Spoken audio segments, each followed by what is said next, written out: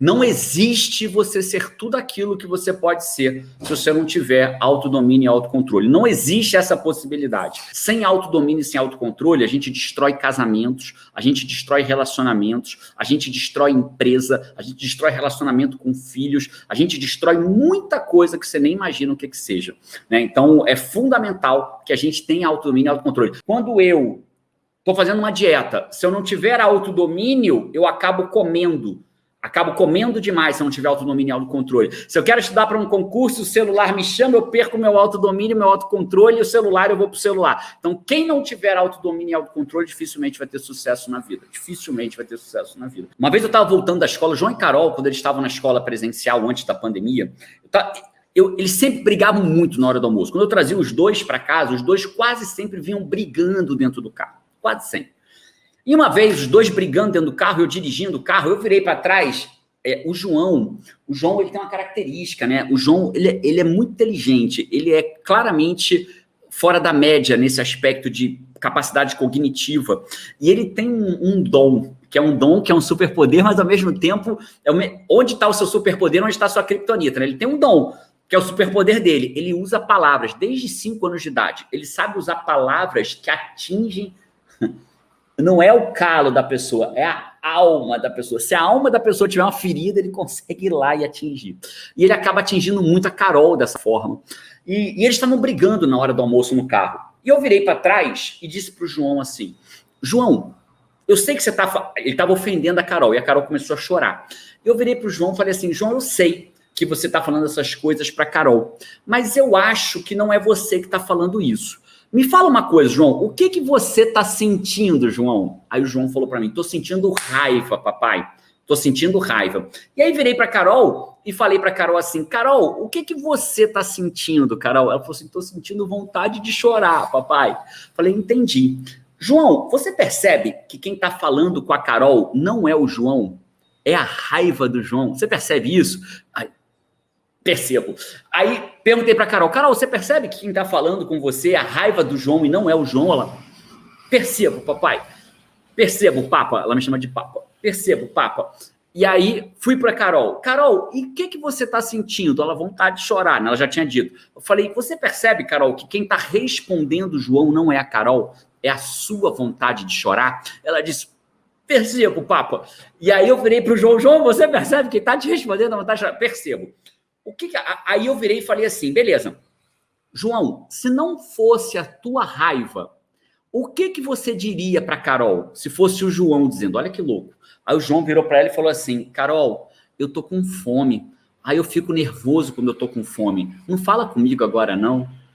Aí eu falei, Carol, e se não fosse a sua vontade de chorar que respondesse o João, o que você responderia para ele? Aí ela virou e disse assim, tá bom, João, acabou a briga. Acabou a briga. Por que acabou a briga? Porque não era a raiva do João conversando com a vontade de chorar da Carol. Era o João conversando com a Carol. Domine a si mesmo. O que seria o autodomínio? Seria quando eu, Jerônimo, consigo falar por mim mesmo e não deixar que a minha raiva, o meu medo, o meu nojo, a minha tristeza, ou até mesmo a minha alegria fale por mim. Porque às vezes a nossa alegria fala por nós coisas que depois você se arrepende.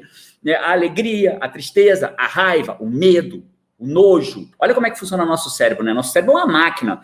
É uma máquina que a gente, linhas gerais, não domina. Né? Ela é uma máquina. Então, o que acontece na prática? Por que às vezes a gente tem uma reação desproporcional? Uma razão muito simples. A gente foi criado, quando a gente, vamos pensar na gente lá na savana, lá antigamente, sobrevivendo no lugar que a gente morava em caverna, a gente era caçador-coletor, a gente coletava frutas, caçava animais, a gente era caçador-coletor, e aí estava lá no meio da savana e uma árvore mexe. A árvore mexeu. Cara, presta atenção. Vamos imaginar que existem duas estradas para o nosso cérebro. Uma estrada é a racional. A outra é emocional. A racional, se ela fosse atuar nesse momento, mexer uma árvore, o que o nosso cérebro ia falar? Será que essa árvore que mexeu é um tigre? É um leão? Ou é só o vento?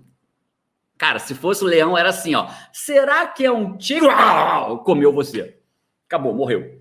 Se fosse no racional. Então, o nosso cérebro desenvolveu uma técnica animal. Qual é a técnica?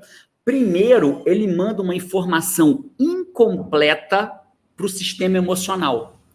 E só depois chega a informação completa para o racional. Vou te dar um exemplo. Você está nadando e aí, de repente, você vê uma coisa que você assume que é um tubarão.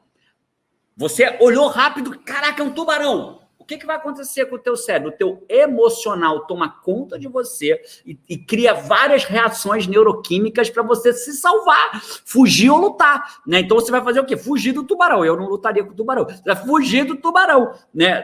Tem uns vídeos aí como lutar com o tubarão. Eu vou fugir do tubarão. Você vai fugir do tubarão.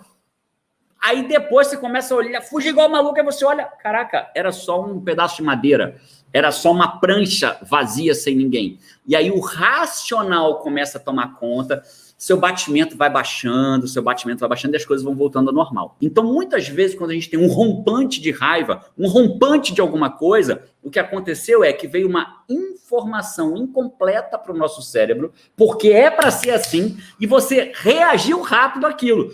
A única diferença é que antigamente, quando isso acontecia, nós estávamos lutando pela sobrevivência da nossa vida, porque se fosse um leão ou um tigre dente de sabre, ele me matava.